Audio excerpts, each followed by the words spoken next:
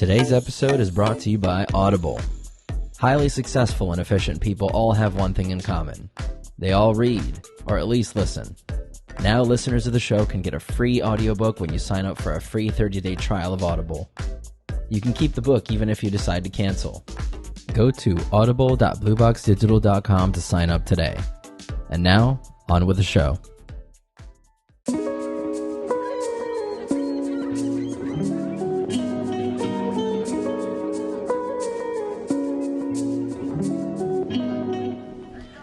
All right, what's going on, everybody? Welcome to Think Outside the Blue Box, a podcast about creative journeys and where these local artists are. We feature a local artist here in the Tampa Bay area, and today I have one of my favorite musicians that we've done quite a few music videos together. And just an all-around really cool guy, very talented guy. Welcome to the show, Mr. Tate Koan. My bro, it's an honor. Happy to be here. What's going on, man? Oh, you know. It's been a while. Little this, little that. Yeah, it's been a while. Oh, okay. Let me scoot up. You gotta get a little closer. Yeah, okay. I'm here. So what's been going on, man? You know, just finding my way creatively, slowly but surely. Yeah, like I said, we've worked on a few music videos together, and your music, I relate to it so much, man. Like me personally, you know, like especially one of the last song that we shot together. You know, it's very powerful music. It comes from the heart, and you can tell it's authentic. I appreciate that. That's what I go for. You know, like I never just wanted to make some stuff that, you know, was mindless, or, you know, it just, if it doesn't mean something to me, then I wouldn't write it in the first place. You know what I'm saying? So when it hits with people, when it resonates, that's what I do it for. So yeah, and it's powerful, man. Because when I'm shooting this stuff and I'm editing it, I'm like, yeah, man, I can relate. Like, yeah, I know what you're talking about. Yeah, you're talking about on Whoa. We're talking about. Always knew I'd be a motherfucking boss. Like, you know, doing your own thing. Always knew, man. running your shit by yourself. Yeah. So. Yeah. So what got you into music, man? How did everything begin for you? So I was born in Detroit, Michigan. You know, Motown, and Motown. Yeah, both my parents very musically. I don't want to say musically inclined, but, you know, just big fans and listeners. And growing up, I just got such a large, you know, such a wide palette of different, you know, artists and whatnot, as far as who I listened to, who I was introduced to. Are your parents musicians, or? Neither. No. Like my dad probably should have been, yeah. But no. I guess I should I turn that off? Good, yeah. Man. But yeah, so like my dad was not in my life for most of my adolescence, teenage years, but early on, until I was about 6, 7, he was around. And like, you know, I listened to everything from Jeff Buckley to, you know, Marvin Gaye to the Black Crowes. Nice. You know, just such a wide range of artists. And I'd always be singing by myself, whistling, whatever it was. And I never really connected the dots until I was about 12, 13, 14. And it was mostly because of hip-hop at that point that I wanted to do it myself. What year was that? I know you're kind of young. Shit. Like 03. Okay. 04 was when, like, I didn't start working on music, but I just kind of had this itch that I was like, you know, I was listening to there. Yeah, and I think it was 50. He dropped, I want to say it was either The Massacre or Get Rich or Die Trying, and I was just on the bus at the time. And this will tell y'all, you know, how old I am without telling you how old I am. Yeah. I'm on the bus with the CD player, a burned CDs, listening to 50 Cent, and just realizing how dope hip-hop was. And then I went back and did my research, and, you know, Tupac, Biggie, Eminem. Eminem was always there, being from Detroit. But, yeah, just I think hip-hop really was the spark within me that made me realize I wanted to do it myself. So who's your idol? Who's the person that you look up to the most? My favorite artist, like, ever, as far as just hip hop goes, would be J. Cole. Okay.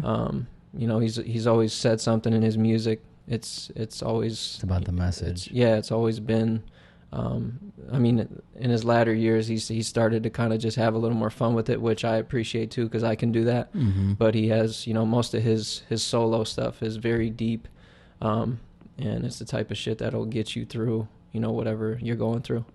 But not hip hop oriented. Jeff Buckley was a really big influence. I don't know if you're familiar or not. No. But, you know, you probably only know of Hallelujah. He has his own rendition of that song. It's by Leonard Koan, I want to say, originally. But, yeah, he kind of became famous for that rendition or that remake that he did. But he had an album, the only album that he released before he died. It was called Grace. And just the vocals, the subject matter on that album, like when I was really young when I first started hearing it, just took me on a ride. And that's kind of a good summation of where my influences came from, like all the way from Jeff Buckley to J. Cole. Wow. And so much in between, you know, so. Yeah, that's good, man. Yeah. That's a good inspiration. Mm-hmm. You know, and it's all about the message too, man. Like when you I know you're a bit OCD about your music. Oh yeah.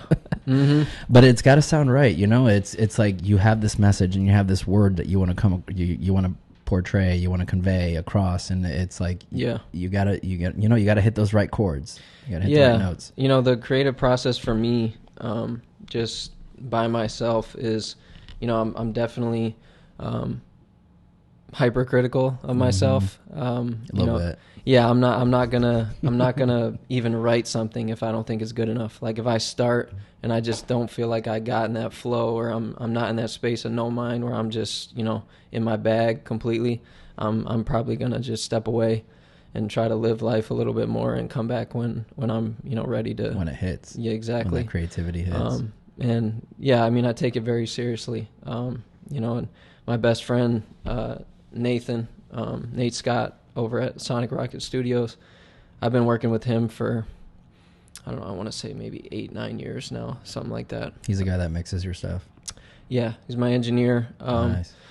And you know, he tries to pull that out of me too. Like, you know, when we're working together, I flew out to record my last album in California in Fallbrook for 10 days, and you know, there were some nights where we were butting heads because, like, to me, it was great. It was exactly what it needed to be, and he's always trying to push me to that next level. One step further, yeah. And for me, just being so rooted in, you know, my own ideas of what is great and what it's supposed to be.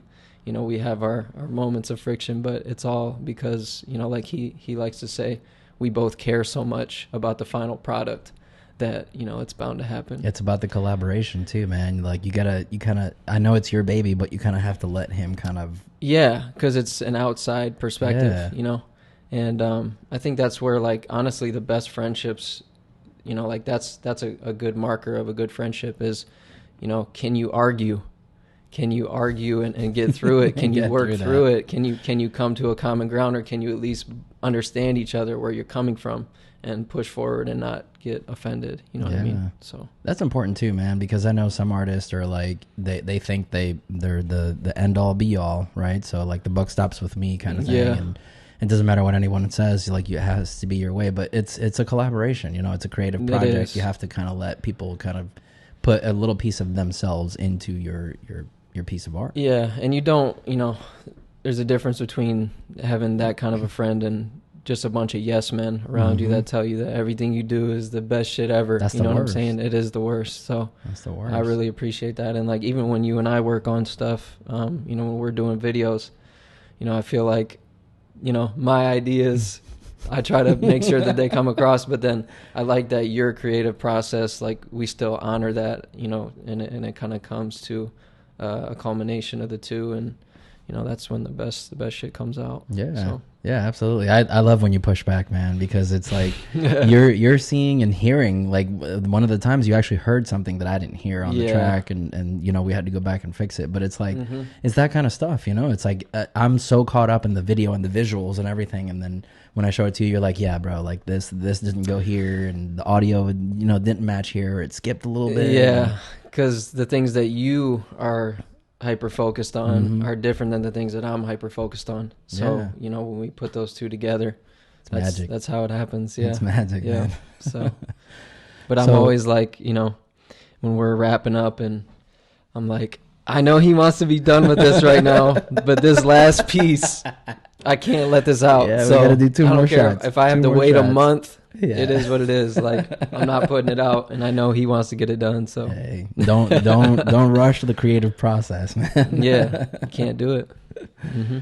That's awesome, man. Now you said when you were 15, that's when you kind of got into like the music. Take us from there. Yeah, really it started out, I was already for fun, like by myself. I think I was maybe 13, 14. I had started writing.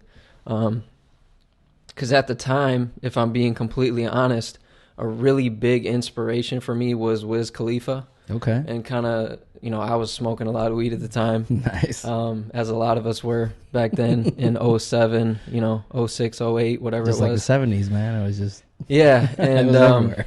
it was you know, How Fly, the mixtape with him and Currency came out, and then Kush and Orange Juice came out. Oh yeah. And it was just something. It was so different and so unique.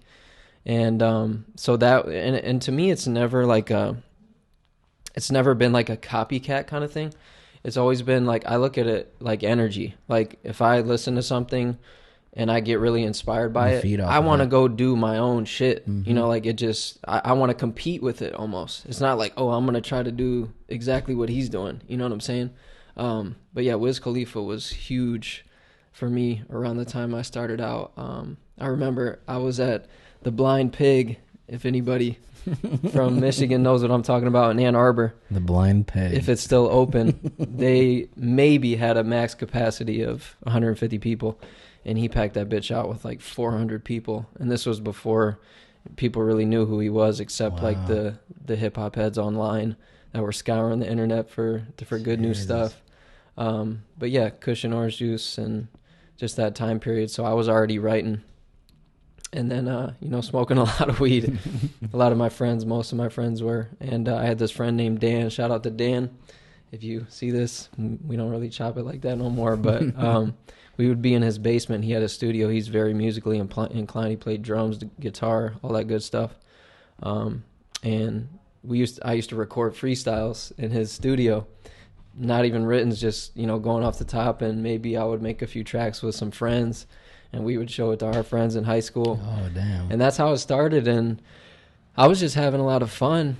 And then, you know, listening and kind of hearing my growth throughout that process and getting other people's feedback that, like, yo, everybody else is trash, but, like, your shit is dope. Like, you should keep going. And, like, even aside from that, I already wanted to do it. So, but, yeah, that's kind of how it started, just messing around in my homie's basement, just recording freestyles and, you know, writing bars to random beats off of YouTube. And yeah, so it started out very raw, like, as far as, you know, how I got into it.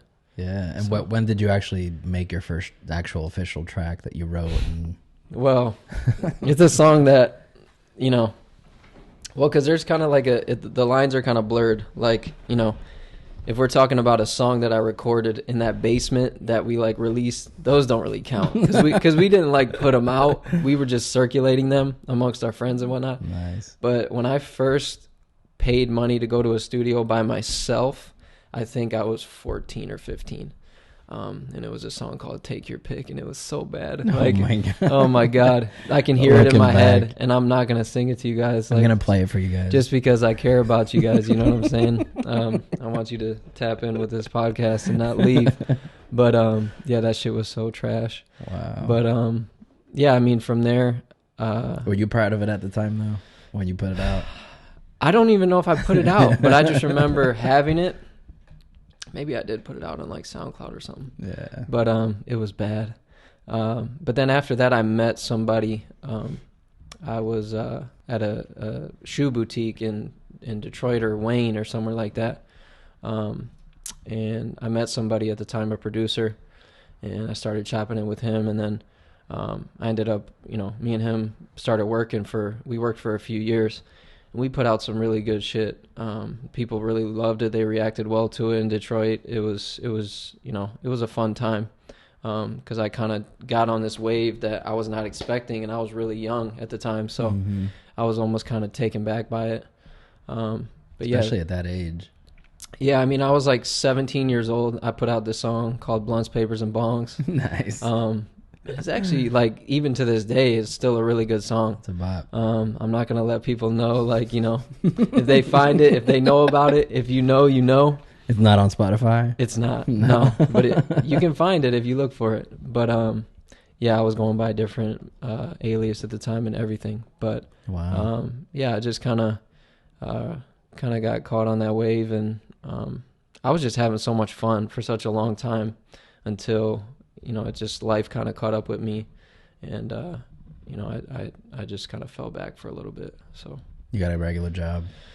Yeah, I mean, originally, so I was working on music for many years, several years, and I moved across country to Carson City, Nevada at the time, because I was potentially looking at signing with a label over there, like a small label. And I had a homie over there, and he was an artist, and I packed up my Chevy Blazer at the time. It was like a 97 Chevy Blazer. Nice. Drove across the country by myself from Detroit all the way to Nevada.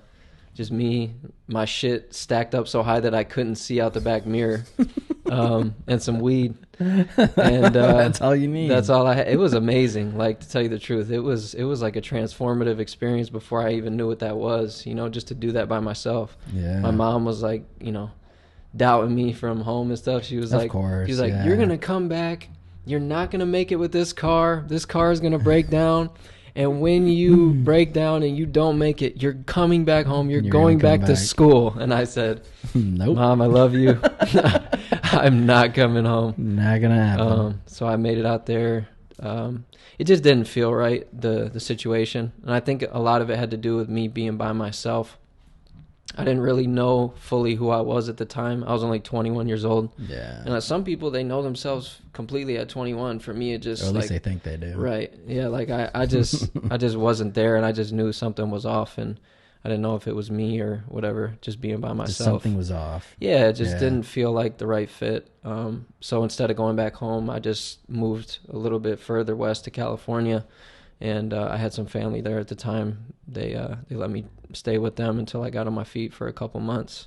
That helps. And then I stayed in California, started living my life, and just kind of got swept up in other shit. Yeah. And and then I met Nate. And in LA? In California? San Diego, Okay. Oceanside. I was in North County, San Diego for most of my time out there. I met him. We started making music, and it was going well. But, you know, I was still traveling to LA doing shows every weekend or so. And they were small shows, you know. Yeah. But I met my girl at the time. You know, things picked up with that. I had my son. And then that was the point where I was just like, you know, I just kind of lost sight of what I was doing. So it'll do that to you, man. When you start a family, it kind of puts things on hold for a little bit. Yeah, and it wasn't like you know, oh, I don't want to do music anymore. I don't like this shit. It was just like I had so much going on that I was trying to prepare to be a father and all this shit, and you know, it was That's a full-time job already. Yeah, it was overwhelming.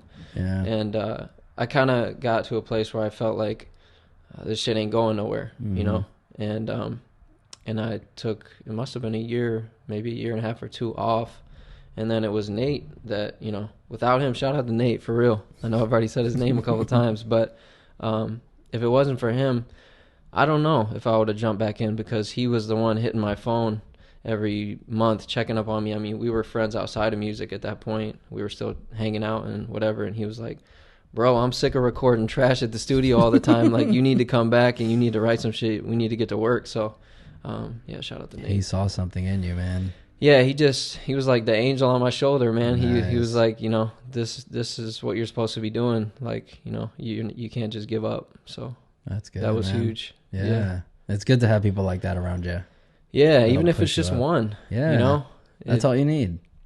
And when you're somebody who believes in, like, you know, a higher power or whatever it is, you know, just one person like that can mean a lot, because you're like, well, can't be for no reason that this guy is, you know, on my ass about this. You know what I'm saying? This is what he does. Like, yeah, and he obviously sees something in you that you don't see in yourself. Right. Yeah. Yeah. And like, even it's tricky too, because like I never lacked confidence in my music or my abilities, but just the lack of traction, or like the lack of blowing up, or whatever it was, that, you know, you get this idea that it's going to be an overnight thing. Yeah, these expectations that... Right. Yeah. So when that didn't happen, it's just, you know, the self-doubt creeps in, and not about my ability to make music, but just about like, is this ever going to happen? Am I doing this for no reason? You know what I'm saying? Do you still feel that way sometimes? So to be honest with you, I've gotten to the point where like, I just, you know, I used to tussle back and forth with myself about it, like, oh, maybe I should just give this shit up, like nothing's happening, blah blah blah. But then it got to the point where I just, you know, I got really spiritual in California, just looking within and just having a lot of quiet time, just learning a lot, reading a lot, and just kind of figuring out who I was. And I just realized that I'm an artist, you know what I mean? So like, it doesn't matter if one person hears my song, or 50,000 people hear my song, or 5 million, or whatever it is. I have an incessant desire to create. You know what I'm saying? So it's a creative process. Right. So once I realized that, and I kind of, you know, made that determination about myself, like the stress, and like it feels like I cut a bunch of cords that were holding me back, or dropped weight. Because at that point I was just like, it doesn't matter anymore, whether I'm famous or I'm not, or whatever. Because I've never been one that was like, oh, I want to be famous. I just want to support myself with my art, you know. But even if I can't do that, I know that I'm still going to make music. So that just took a lot of weight off of my back, and made the creative process light again. You know what I'm saying? Yeah, because when you're in the studio, it's just you and the engineer, and it's like, why are we doing this? You know, for myself, like what? But then when you get those comments, it's like, bro, like your music touched me. Like I was listening to it one day, and it just got me through something. You know, it's those kind of comments that just keep you going. Yeah, and like on Instagram, you know, when random people would be posting my music or just DMing me talking about like certain songs that got them through, like.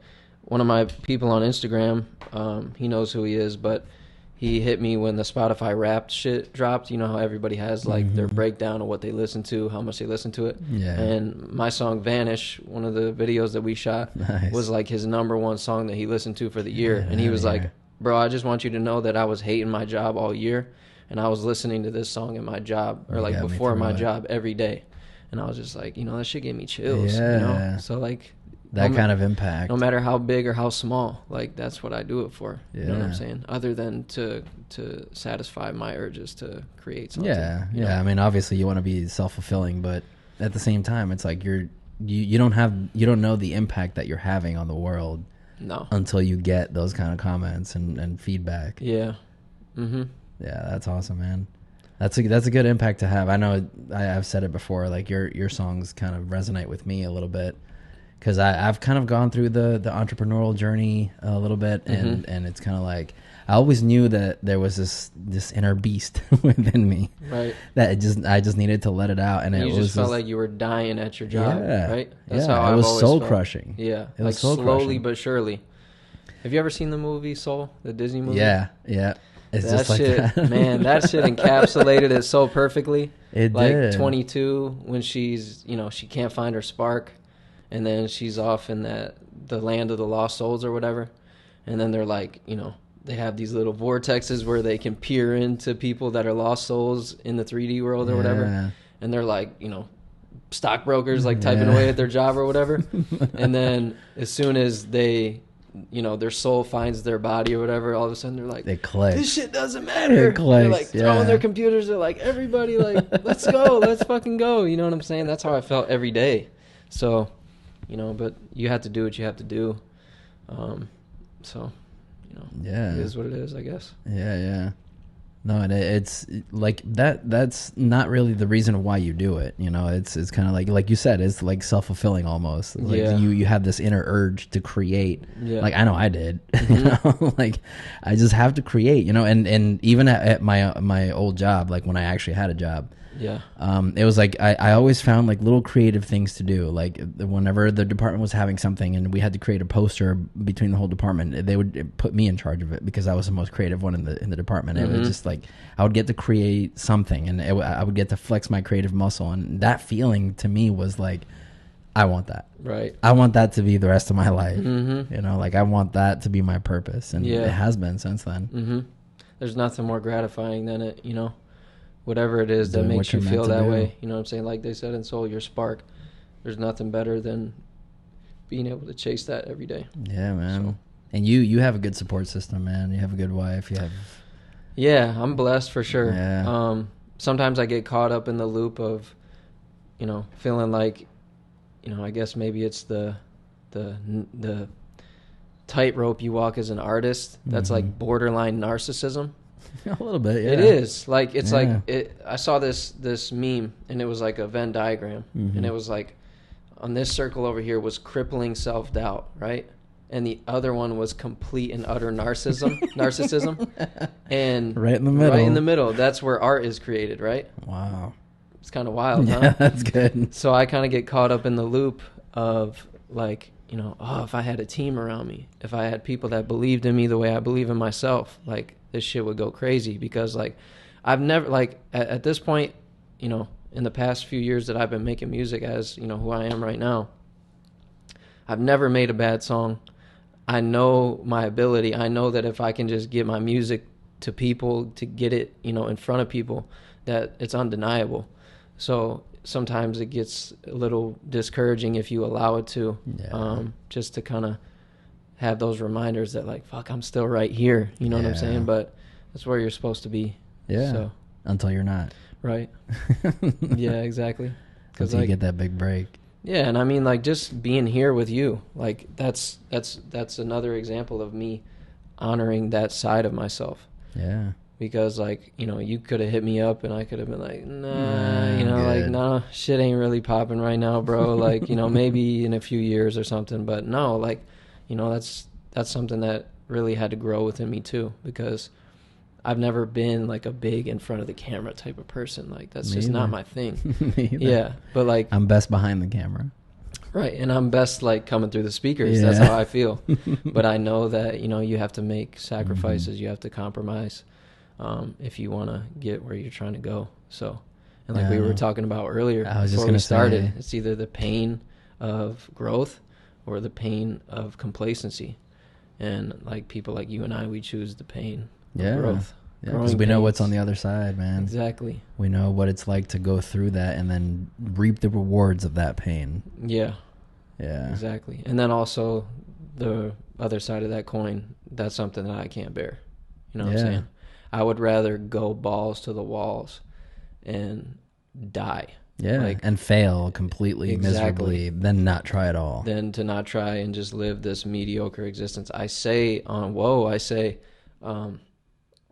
my worst fear is ending up average. Like, that's legit. Like, I don't fear shit. I don't fear death. I don't fear anything like that.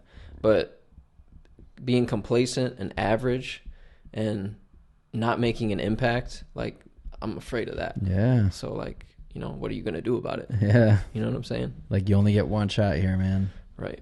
You want to make the most of it. People like to say, like, oh, it's a cliche, blah, blah, blah. No, it's just like people say it a lot because it's true. Yeah. Like, you know. All cliches have some truth behind them. Right. Exactly. Yeah. It's just because it's real. Yeah. You know, you either do it or you don't. Today's episode is brought to you by Audible. Highly successful and efficient people all have one thing in common. They all read, or at least listen. Now listeners of the show can get a free audiobook when you sign up for a free 30-day trial of Audible. You can keep the book even if you decide to cancel. Go to audible.blueboxdigital.com to sign up today. And now, on with the show. I know after you made your first couple tracks, when was your first album? I know you were still in LA at the time, right? So or in California. I worked on most of it in Oceanside with Nate. And at the time we were just at his home studio, which was dope as hell. Like, he carved it out and built it at his house. Recorded most of it there. If not, no, we recorded all of it before I left because I was moving to Florida. And then the post-production process was all done while I was here, which was kind of difficult because remote. Yeah, we were just going back and forth with like emails and notes and turn this up, That's hard. you know, lower the reverb here, you know, go back and do this, do that, and it was a delicate, involved, lengthy and tedious process. But yeah, that one, the Spiral is what that album was called, and that's the one that we shot the first video to with 111 and Vanish. And that came out a twofer. September. Yeah, that came out in September of 2020.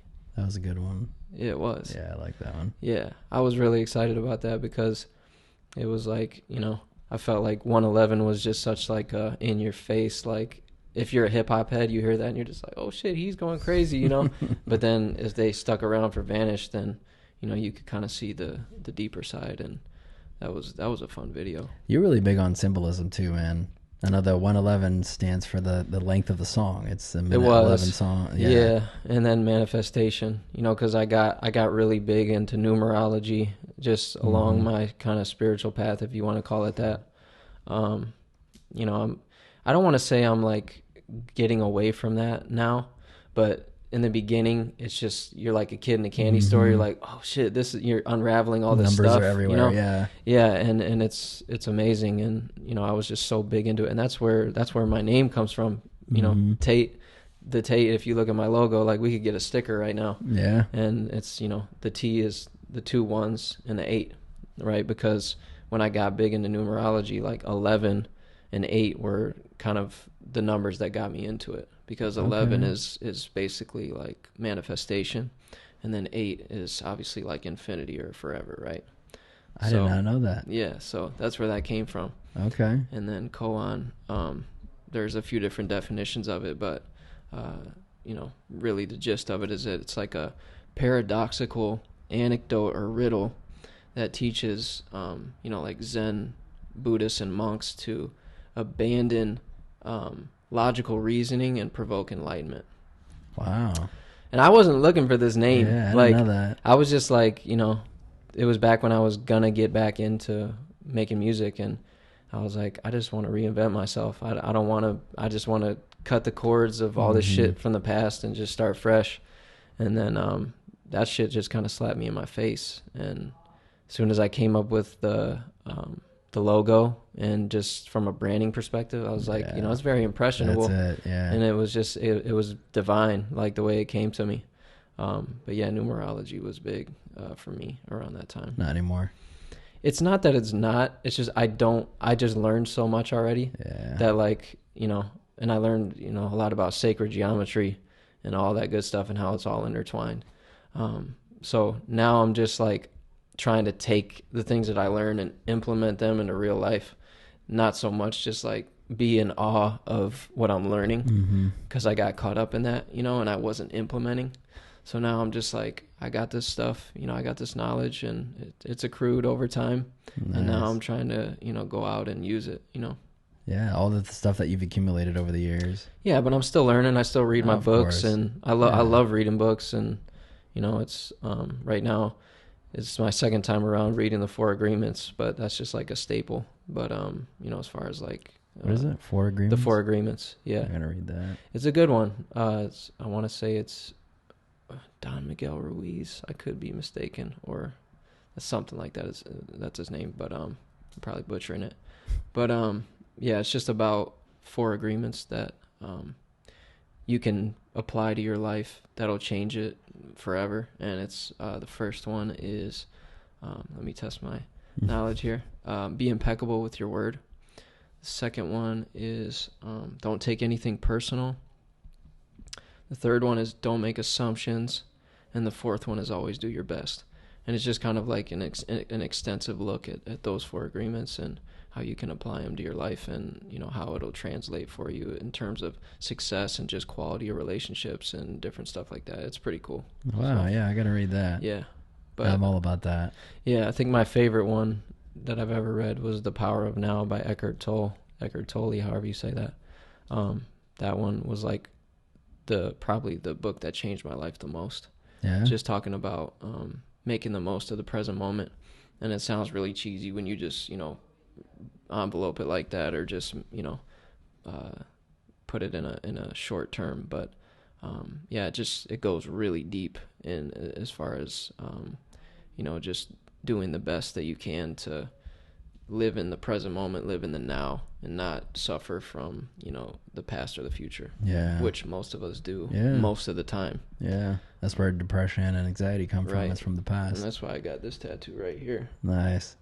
It's the clock. It says now. It's I'm now. like in the camera. I feel weird. I'm Yeah. like, but yeah. So yeah, definitely had a journey in California. I just kind of learned a lot about myself, and that's kind of propelled me to where I'm at now, which I don't even want to say, just from, for example, like the first agreement, be impeccable with your word. Mm-hmm. I don't want to say something like I'm not where I want to be because I'm right where I'm supposed to be. Yeah. But, my ego wants me to be somewhere else. Somewhere else, You know what I'm yeah. saying? So I'm just trying to fall into being okay with Just where be I'm okay at. with how it comes to pass. Yeah, exactly. Yeah. And, the big corny term in spirituality that everybody grips onto when they've barely grazed, into it is the law of attraction and whatnot, right?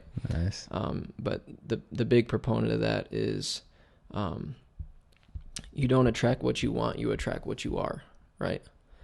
So In order to attract something different, you have to become something different. exactly.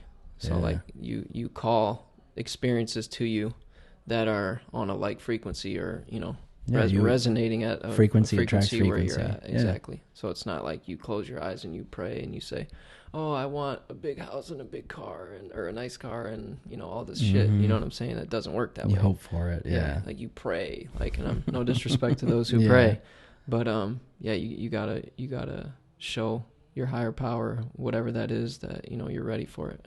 I believe a lot in manifesting, man, because sometimes when you put something out into the world, it kind of forces you to be accountable for it. Yeah.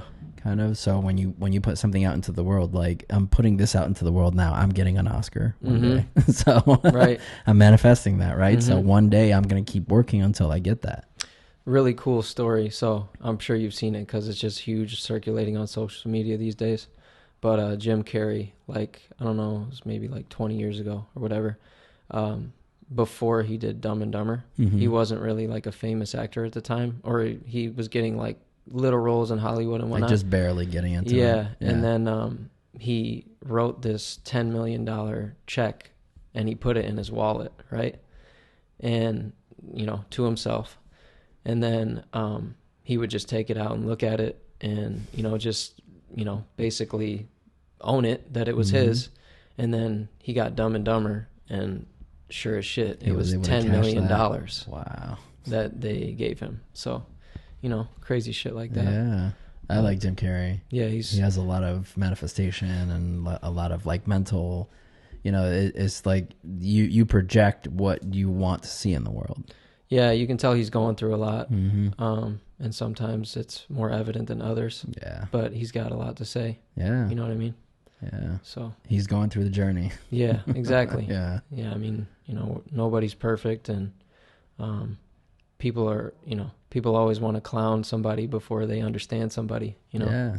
So Yeah. If they're different than you, your automatically reaction is like they're weird. right, like, exactly. yeah. Just to make them feel better. Yeah. You know what I'm saying? Like I think it's just you're trying to have them be like you. So it's like you're projecting your insecurities onto whoever. Yeah. Human nature, unfortunately. Yeah. Yeah. Negativity, bias. That's a Yeah. big thing in the human brain. Yeah. Is that, I forgot who was saying it, but they were talking about how it takes no effort to be negative, right? To think shitty thoughts, to have a bad day, to get stuck in a rut, to be depressed, it takes no effort at all.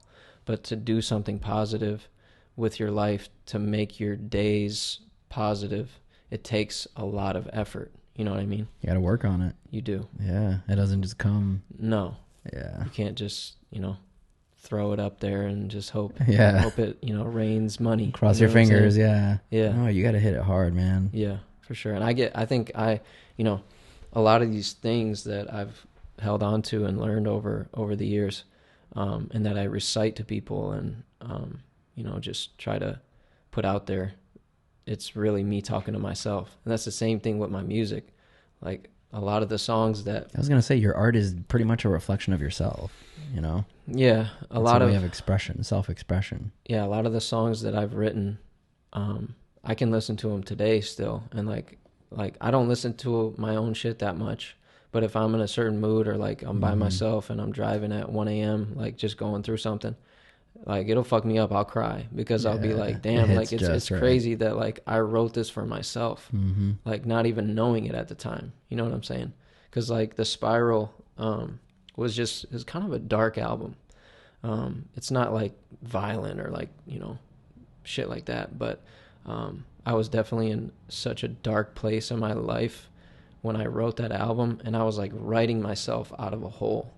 As I wrote and wrote and wrote, I could see the light, you know what I'm saying? And then you get something light after that. Nice. Just to kind of, I wanted to have more fun, and I was ready to just like kind of engage with people in a different way. Yeah. Because I feel like I did what I had to do on that last record. The other one, yeah. Yeah, to just like kind of rip off, you know, all that old shit that I was carrying with me. I actually had a podcast a couple episodes ago with a guy named Focus, and he was talking about that process, that creative process. It's almost like when you're going through something, you want to put that overwhelming emotion, you want to get it out of your head, you know, and then sometimes when you write a song, that emotion gets capsulated into this word or into this phrase, and it's like you almost externalizing your emotions a little bit. Yeah, I've definitely fell victim to depression, anxiety. As we all, yeah. See my shirt? Nice. This is for everybody else. I want y'all to see this. Read it, yeah. You are bigger than what is making you anxious. You gotta show me the back. Yeah, the back is, what does it say? Your anxiety is lying to you. Your anxiety is lying to you. Yeah. So, you know, I'm wearing this for y'all, but I wear it for myself too. And it's funny because, like I was telling you earlier, this was the shirt that I wore in the Vanish video, and I don't think I've ever worn it since. What was I saying though? Oh yeah, so definitely many times, even to this day, I can get caught in that loop of anxiousness, depression. And what I've learned is that when you get into those predicaments and, you know, you're spiraling, more often than not, it's your inner being telling you that whatever you're doing is not working. Something wrong, yeah. Right. You have to fucking put the shovel down and climb out. You know what I'm saying? Like, whatever you're doing right now is not working. It's not like something's wrong with you or you can't come out of it. It's just your inner being, your higher self, telling you, look, bro, like, you're doing the same thing every day, and I'm trying to tell you that this is not the way. It's not, yeah. So you need to switch it up. You got to do something wrong. Different.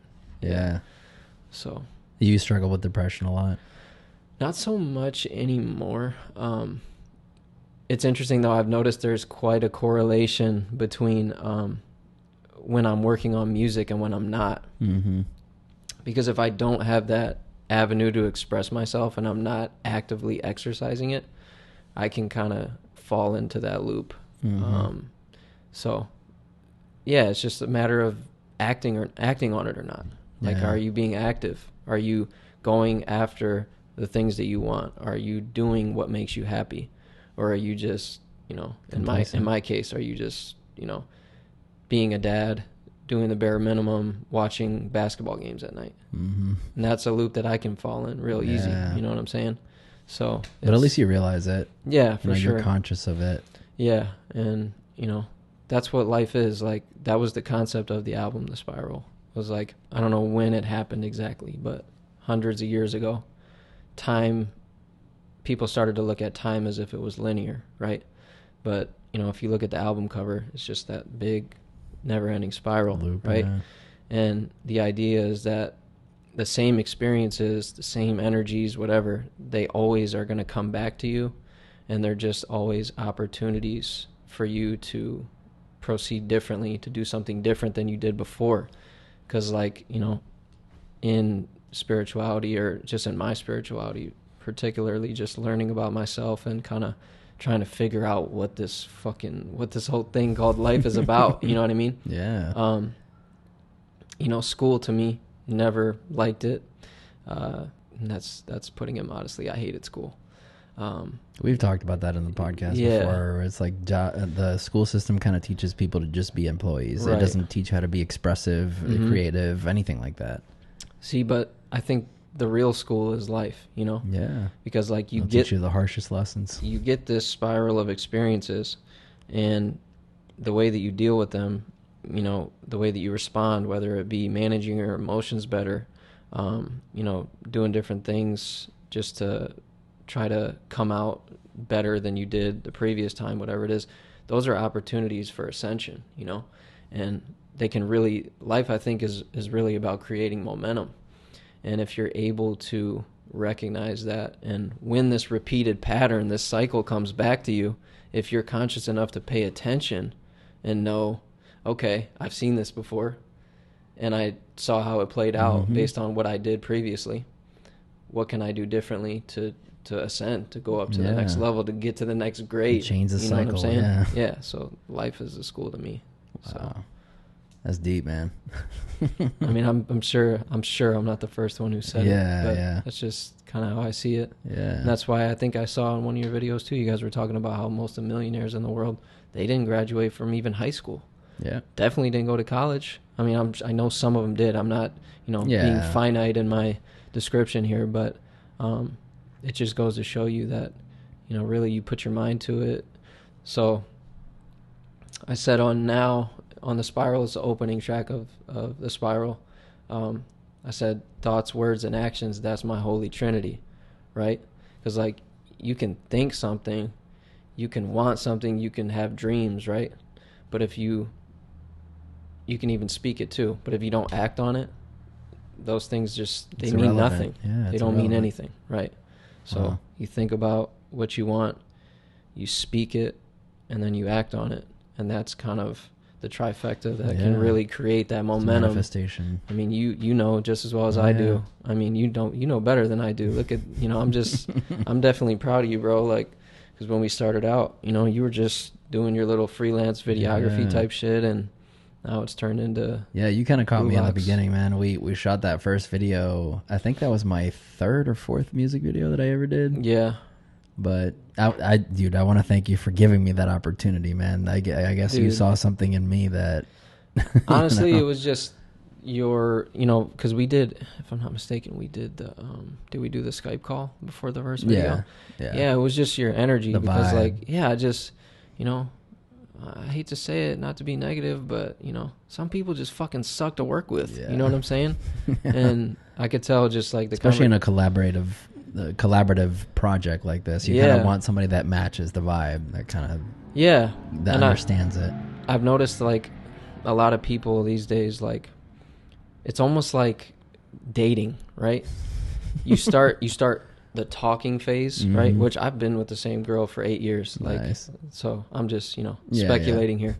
But you go into the talking phase, right? And you're texting or whatever the case is. And, you know, maybe you occasionally go out and whatever. But if you text too much, or you know, open up and you make yourself too vulnerable, the door just might slam. It just might be over. And why is that? Because the other person has not met themselves where you're trying to meet them, right? And it's almost like that when you're going into a collaborative process with like a videographer or a producer or someone new. You start talking, and then like maybe you're just excited about what you're talking about, and you send a long ass paragraph, and then they're like, they don't respond. And it's like, what is that about? What is that about? You know what I'm saying? So like, that's what I felt with you, is that like, it was just like, you know, I could be myself. I didn't have to put on a show to make you want to work with me. You know, like I could say whatever the fuck was on my mind, and we were still going to get shit done. Genuine. So that meant a lot to me. And like one day, like sometime soon, like I have a vision that, you know, I'm going to be able to drop fucking 10 bands on a video to do with you. Hell yeah. Because like, that's how I see it. You know, I just... We rise together, man. As long as I'm here and you're in the proximity where I can get to you, I'm BlueBox for life, bro. Nice. Facts. That's it. I appreciate that, man. I told you that before. Yeah. Yeah, I mean that shit. It's good to have it on record. Cut that shit. What brought you to Tampa, man? Why or at least the Florida? Why Florida? Well, my girl and I were just kind of getting a little worn out as far as like raising like our son. or California. I keep saying LA. Yeah, just raising our son by ourselves. And like, I know for some people that's normal or whatever, but like, you know, it takes a village, they say, right? And, you know, just as the years went on, because we had him for 4 years out in California before we moved here. And we were just looking for more, you know, more of that family environment. We just wanted more support around us because, you know, I think for him too, just for him to know his family more. And to get that different love. Like, gotcha. You know, the way I love my son is different than my mom loves him. You know what I mean? Like, she loves him on a different level. You know what I mean? Like, for me, I got to be that disciplinarian. I'm trying to shape him and make sure, you know, not shape him too much, but just make sure that, like, you know, at least he knows how to get through life and everything like that. It's very important. So sometimes my job can be a little bit serious, whereas grandma, or Gia, she don't like to be called grandma, but her job is just to spoil him rotten. That's what she thinks. You know what I'm saying? And it's just a different kind of love. It's different energy. Yeah. So we you know, I had some family out here, and it was really about him. And then when the bullshit started in about March of 2020, it was just a further kick in the ass to make it happen. You got to do something. Yeah, we just didn't want to be there anymore. It was like a horrible apocalypse movie. People were tripping balls, and, you know, like, we would go outside, bro. And, like, because, you know, we're outdoorsy people. We want to go walk in the canyons. We want to go to the park, take the dog hiking, out, do whatever the hell we want to do. When all this shit was hitting the news and people were not going outside, we were the only people outside. On the trail. There were no cars on the road. It was like a ghost town. It was creepy as hell. We pull up to a park, and they got the yellow tape at the park. Oh my God. And I'm like starting to trip. I'm like, this is not real, right? Like, this is some shit out of a movie. If you've ever heard of or seen the concept trailer of The Gray State, you know what I'm talking about. But we pull up to this park, there's yellow tape, and I'm just like, no. Like, what is this? No, this ain't happening. So we go out to the park, and we're playing soccer on the grass, just on the grass. There's nobody around us. Within like 5 minutes, a cop comes up and tells us that we can't be at the park. And I'm like, tripping. I'm just like, what is happening? This ain't it, bro. You can't even go to the freaking park. No. Like, at least make it make sense. That's how I am. Like, I'm a very critical thinker. And if something makes sense, then that's fine. But if you're gonna tell me I can't be outside and breathe fresh air with my family, who I live with, something's wrong. You know what I'm saying? I mean, I can be unmasked at the house. Why can't I be unmasked with the family outside? Like I said, I don't want to alienate your in the viewers, beginning, bro. In the beginning, everybody was freaking out, man. Nobody knew what the hell was going on. So I was like, there's a lot of misinformation out there. Yeah, but I mean, go outside and breathe fresh air, bro. Sometimes, you know, that's the best move. Gets, you know, help your brain think a little more clearly, you know. For me, the outdoors is more therapeutic than anything, man. Especially living here in Florida, like going to the beaches and just hiking. And you would love California, bro. Oh yeah, that's one of the things I miss the most about California is just the wildlife, the nature, like the mountains, the canyons. Being able to, like, go barefoot in the grass and it's soft and, like, you know, just grounding like that. Where here it's like, you know, grass is a little prickly. There's some fire ants that might bite your ass. There's humidity. It's different. But I mean, it's a give and take. So and I'm here. So there's your answer. There you go. So I must have outweighed, you know, all the negatives. It was a lot. It was a lot to consider. I remember we were at Costco when shit started popping off. And we're keeping cool, you know, like, we're just like, because we think how we think. I'm not going to go into it. But, and no, I did not vote for Trump. No, I'm not a Trump supporter.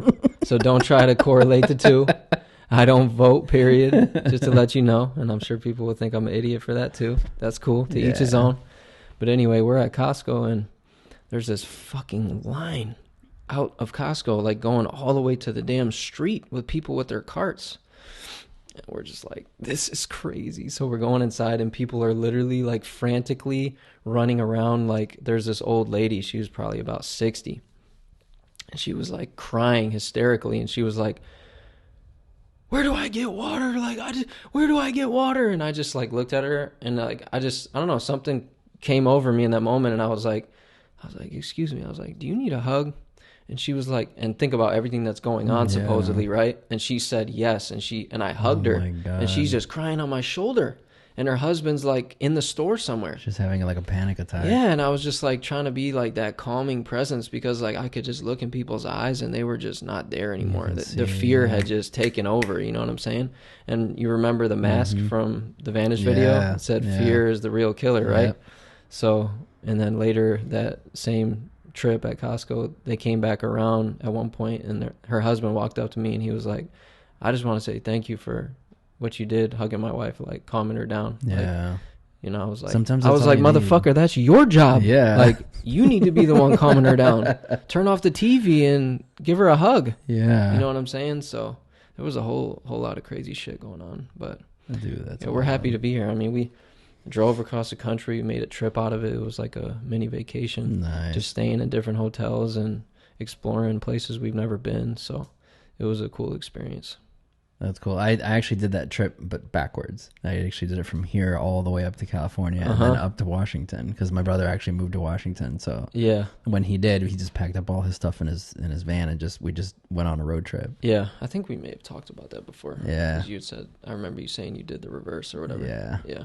Yeah, that was a fun trip, man. We saw a lot of touristy stuff on the way, and it was, I don't know, it was a little bit transformative too, man, because you get to see all these different places, all these different, you know, like the country kind of changes as you go. You know, at least from here to there, it's kind of like green to more orangey to more like, you know, and I'm sure you saw the reverse coming here. Yeah, for sure. Yeah, and the weather changed for sure too. Yeah, that's so wild. Yeah, how long did it take you?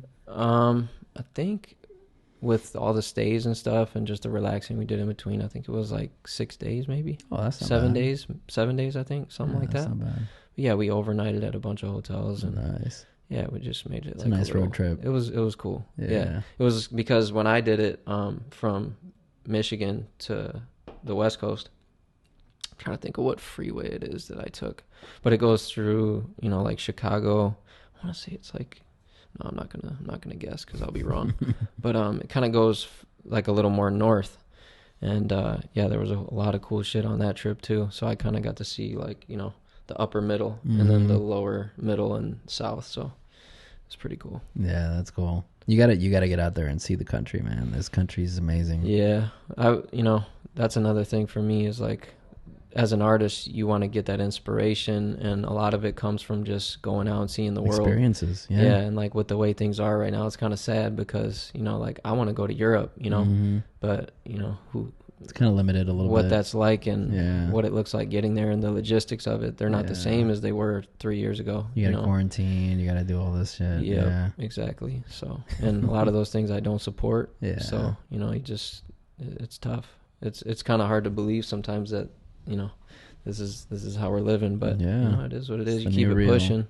Yeah. Like you were talking about, you know, turn that shit off and just live your life, and you'll be surprised, you know, it'll just be whatever you're creating, you know? So.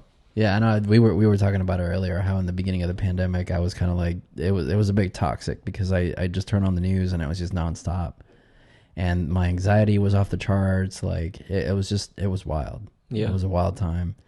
And it is, man. It's toxic. Like when you surround yourself with negativity, it kind of eats away at you a little bit. Yeah, it does. Yeah, like it takes a little bit of a piece of your soul almost. Well, I mean, it just takes away your attention from whatever positive shit you want to do for yourself, you know?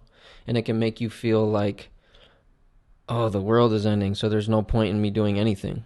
And it can paralyze you. You can get into this rut, like this hole that they want you in, kind of. There's no point. Yeah. Exactly. Yeah, there's no point. Just live your life, you know. No. That's why I'm glad I live in Florida. Yeah, exactly right. Yeah, that's funny the way people talk about us out here. Yeah. The way that people talk about Floridians in general. And, you know, it's always the outsiders. Yeah. And I'm like, but y'all come here for vacation, though. But you vacation here, though. So that's confusing, but all right. Yeah. It's a double standard. It is. It's interesting that they make fun of us, but it's like, I love the people here. Yeah. You know, like Michigan was cool. You know, I spent, 21 years there growing up and everything, and it's home. and it's definitely, you know, I get a different feel when I go there. But in California, it was just kind of uptight for me. It seemed like everybody's competing. Yeah. You know, even on the fucking freeway, you're driving and like people think it's Mario Kart and like they're getting over on you. And I'm like sitting in my car and I'm like, bro, I don't know you from a can of paint. I don't know who you are. I don't know where you're going. Yeah. So if you want to go. Just go, It took a while, though. It took a couple years for me to, like, fall back because I used to get pissed off. And I'd be like, what the fuck is wrong with you? Why are you cutting me off with no blinker? Why are you brake checking for no reason? Like, you know, shit like that. But I just kind of, like, it made me dial it back. And then I came here and people are, like, more that speed. But you do get the crazy motherfuckers on the road out here. I'm not gonna bullshit. You either get, like, people that are chill for the most part on the road, or they're out of their fucking mind, batshit. Yeah. But they're, you know, they're few and far between. Yeah. That's Florida. Mm-hmm. So all these news stories about the Florida man, and you and I are Florida men now. Right, exactly. Yeah, I'm like, well, I mean, anybody can be the Florida man if they're on meth, you know? So, you know, I wouldn't know what that's like, but I'm sure it's quite a journey. It happens a lot here, I guess. Yeah. But I love it here. I do. Yeah, I wouldn't live anywhere else. Yeah, the whole now, no. Yeah, like Tampa, St. Pete, even down where you're at, like Bradenton, Brandon, all that area is just cool. Yeah. This whole area is just exploding. Yeah, it's exploding. I wish it wasn't. In a certain respect. Yeah, it's going a little. It's being bit, a little ruined. It's getting a little crazy. Yeah. So. Yeah, but it's good for business, though. You know. True. More eyes. Yeah, more people, more bodies, eyes, more money. Yeah. Yeah, I get it. But just from like a wanting to buy a house perspective, and the real estate market's going crazy down here. It's in the fucking shitter, bro. Like, I mean, it's such a bad time to sell, and or is it a good time to sell? I'm sorry. It's a good time to sell. Yeah, bad but time then to buy. where are you gonna go? Yeah, exactly. Yep. Yeah. It's like if you sell, you're just gonna have to keep moving north or something. Yeah. I have family in Michigan selling their house, and I'm like, that's a beautiful house. Like, what are you doing? Like, you know, where are you gonna go? Yeah. And you know, shit. Yeah. It is what it is. Yeah. Mm-hmm. That's why a lot of people are doing that up north and just coming down here because the money up there is worth a lot more than it is down here. So it's like they sell up there, they get millions of dollars or whatever for their like one room condo. Yeah. And then they come down here and buy this huge house for like nothing. Yeah, but it's always been like that for me, and I always thought that was funny, just how the game works, if you will, that, you know, a renter will pay more than a nice mortgage. Yeah. You know? It's just more evidence of how things are so fucked up. Yeah. You know what I mean? It's crazy. It's wild, for sure. So what's next for you, man? What's on the horizon for Take Koan? Well, I was telling you earlier, I just got my whole setup going as far as like home recording, and it's bare minimum. You know, I'm just tracking myself. I'll be able to send my vocals out to Nate and maybe do some features too. But yeah, I want to get in more of a bag where I'm just in the flow and dropping shit more regularly. Yeah. Because I mean, I've dropped 2 albums. And I mean, it's 20 songs combined. You know, the first album's 9 songs. Something Like was 11 songs. I just want to put more out there. I want my catalog to be so big and undeniable to the point where, like, people can go to my Spotify and just get lost and just be like, okay, I'm looking for a bad song at this point. Yeah. And then, like, so in your face to the point where, like, they have to share. Like, they, you know, the word of mouth has to be crazy because it's like, this guy has like 75 songs on Spotify and not one is a miss. You know what I'm saying? And that's what I know I'm capable of. Yeah. So I just want to get to that point where the production, you know, as far as like creativity and getting stuff out is consistency too, man. Exactly. You gotta stay consistent. Yeah, and even on social media, like, I'm not good at that. You said it before, is the momentum. You got to build that momentum, and then it'll just, you know. Yeah, I mean, you show whatever you believe in, that this is what you want, and you're working towards it every day, shit gets out of your way. Yeah. You know what I mean? That's just how it goes. It really does. And I feel like I haven't been in that position where I've been going 110%. And, you know, I sometimes can get caught up in the regret of just wishing that I was recording myself 10 years ago. Yeah. You know what I mean? But that's... Don't get caught up in that, though, comparison is the thief of joy, you know? So, like, you know, you'll be Googling artists to see how old they are, and you're like, fuck, man, this guy is fucking 25 and whatever. If I would have started when he started. Exactly. You know, but you can't do that. Yeah, because like, and then I think about it too, and if I reflect on it, I realized that when I was that age, I wasn't ready, you know, like, because it's different for everybody. Yeah. Like, I know what I was going through, and like when I was leaving Michigan and, you know, working on music in Detroit and everything I was doing, I was in a very dark place because I didn't know who I was, and I was just you know, dealing with all these different energies that I had no clue what the hell was going on. I was not in touch with, you know, my higher power or any of that. And so I just was very vulnerable, and I didn't feel like strong at the time. But as time has gone on, and I realized, like, you know, it was something saving me, because if I would have gotten thrown into those situations at that young age, I was not ready. And now I'm ready. Like, if something pops off now, I know who I am, and I can handle whatever comes my way. You know what I'm saying? But when I was 22, even 23, 24, I wasn't ready. Yeah. So it's part of the journey, man. You had to go through that to get to where you are today. Yeah. So it's, you know, it's just a matter of monitoring those thoughts, you know, kicking out the bad ones, being the observer, making sure that, you know, you're entertaining. You're entertaining the right shit. Yeah. Because, you know, what you think about, what you pay attention to, you know, comes to be most of the time. So yeah, and that again goes back to the manifesting. So and it's that, remember that Venn diagram? Yeah. Crippling self-doubt, absolute narcissism, and right in the middle. Great art is right in the middle. Yeah. It is. So, but you gotta check yourself on both sides. You can't go to one side or the other too much. Yeah. So as long as you keep it real with yourself, as long as you're always checking yourself, I mean, I think that's something that's really cool that I'm able to do. Is, you know, you're either a good person or you're not. You know what I'm saying? And a lot of people, they don't give a fuck. Yeah. You know what I mean? But like for me personally, I won't sleep well at night if I'm not doing right by other people. If I'm not trying to, you know, do the right thing, look out for people, help others, love others, shit like that. So, you know, a lot of people think that's soft. They think it's weak. But, you know, that's just the way a lot of us operate. It comes across. I won't be able to lay my head down at night and rest when I finally do, because I'm a night owl, but I won't be able to if I don't live that way, you know. So cool, man. So I think that's where we're going to end it. We've been recording for like an hour. Really? Yeah. Wow. It's been an hour and 7 minutes. That's crazy. That flew by. That's wild. Time flies when you're having fun. It does. I was enjoying myself for sure. That's awesome, man. Well, thank you for joining me. Where can people find your stuff? Everywhere. I don't want to say I don't want to say those words that everybody else says. Available on all streaming platforms. Yeah, no, but yeah, everywhere. And my social media. You've been trying to push me to get on TikTok. Yeah, man. You know, I'm fighting it. But people are commenting on my videos now. They're like, do you work for TikTok? Because that's all you talk about. Yeah. I don't know. Maybe the resistance is futile at this point. But yeah, I'm on Instagram at tate.koan.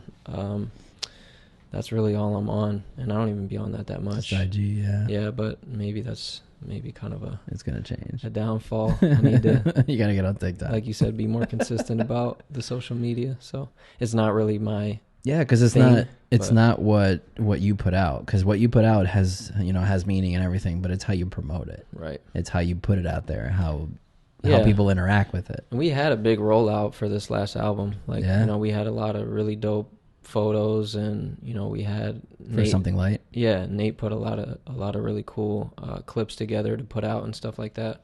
But you know, I need to be consistent to the point where I have a big enough following that you know, when I put stuff out, it's gonna get shared and this and that. So exactly. I mean, I have less than 1,000 followers on Instagram, so follow me on Instagram. Yeah. Right now. Tate Koan. I'm gonna put that in the comments down. I appreciate it. DM me if you've seen this podcast. Listen to my music. Let me know what you think. I appreciate it. Yeah, it's good stuff, man. We've done what, 2 videos already? 3? Technically 3. 2. Yeah, yeah. It's a 2-in-1. Yeah, we had the 2-piece. The 2-in-1. Yeah. So, but Woe got some good reaction. I wish it had more views. Like the Vanish 111 video, it was close to I think 10K. Nice. But Yeah, that one went crazy. I don't know what it was. Yeah. I don't know what it was, but that one was I think crazy. it was the timing. Yeah. The timing of everything, and yeah. Yeah, I think everything just kind of worked out for that one. I think it was like the same type of idea. I think we dropped it like right before the album came out, within a couple days or something like that. Yeah. I know when we shot it, the album hadn't come out yet. Yeah, but at the time when that album came out, all I had out was the singles from that album, which was only 3 songs. It was like Frequency, Rain Down, and I Wonder. Yeah. And so like, you know, people didn't really know much of me, and then they heard that album and it kind of went crazy. So that's cool. Yeah. That's that album that put you on the map, man. Yeah. So, you know, I think I like to think that even at this point, you know, in my musician journey, like I'm very, very much in the infancy. Like I'm working on piano. Like I want to like gravitate into more musical stuff. And right now it's a lot of digital, you know, as far as the production and everything. So you want to actually play the instruments. Yeah. And at least get to the point where I'm working with people and, you know, creating something from scratch. That's something that I really want to get into. And as you know, time goes on, I'll work that stuff in. But even right now, with the 2 albums I have, I'd like to think that I have something for everybody. Yeah. You know, like if you're a hardcore hip hop head, I definitely have songs where you're just getting barred to death. I have those songs. But then I also have like dance records. Nice. I have pop records. Like, you know, I've tried to keep it very much a mixed bag. You get the slow, like exactly depressing stuff. You know, that's funny because it was my girl recently that was saying that to me. She said, because I was listening to, you know, she likes to joke. She says that she can tell what mood I'm in when she gets in the car based on what I'm listening to. Nice. Right. And then, you know, she'll be like, or she said to me recently, she goes, so do you think like listening to this kind of music when you're in this mood helps you? Like, and almost like she was trying to like nudge me, you know what I'm saying? And quickly, and it just came to me, I was like, yeah, it absolutely does help me, because it helps me unpack a lot of the things that I'm feeling. And that's what I've always wanted to do with my music, because when I was growing up and I was going through a lot of different shit, music was the only thing that kept me solid, you know what I mean? And got me through a lot of that shit. So that's always been my goal in music, is to make that type of song that person going through whatever they're going through, which is, you know, it touches hearts, their worst shit that they've ever been through, that it's going to help them. You know what I'm saying? And so, yeah, you call it that depression shit, but that can be the shit that really does the most for someone. Like for me, a lot of the shit I used to listen to when I was going through dark shit was dark shit, because it made me feel like, okay, I'm not alone. There are other people that understand. You can empathize, you can relate. Exactly. And so that's how I've always felt with my music. If I'm not making something so that people can enjoy themselves and have a good time and be positive, then I'm really trying to strike a chord and, you know, touch people in a different way, kind of like that. So yeah. Wow. Dude, I think we're going to end it there, man. That was really deep. For sure. Yeah. You know what I'm saying? Yeah. No, something light. Me. You know what I mean? Something light. So yeah, go ahead and follow him on Instagram, Tate Koan. You can follow us at BlueBox Digital or BlueBox Podcast. We're going to post some 60-second clips of the podcast on TikTok and on Instagram at BlueBox Podcast. We're also on YouTube, so if you want to follow us along, the videos are going to be posted on there and on Spotify. So youtube.blueboxdigital.com is where you need to go.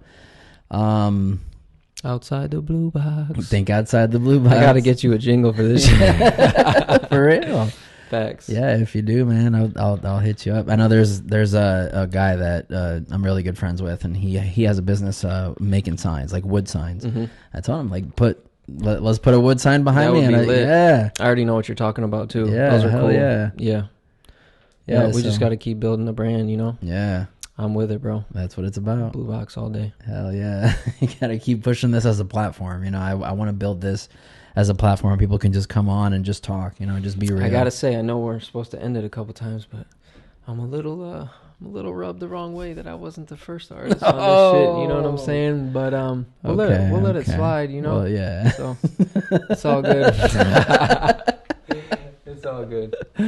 You weren't the first, but you were the best. Oh, and I know he's not going to put that in there. He's not putting that in there because somebody's going to get edited hurt. out. Yeah, Facts. It's nothing personal. That's not going on Instagram. Yeah. Facts. Well, thanks again for watching. This has been Think Outside the Blue Box. Thanks again for joining me, man. Hey, bro. I'm happy to be here, man. We'll see you next time. Facts. Yeah. Thanks again.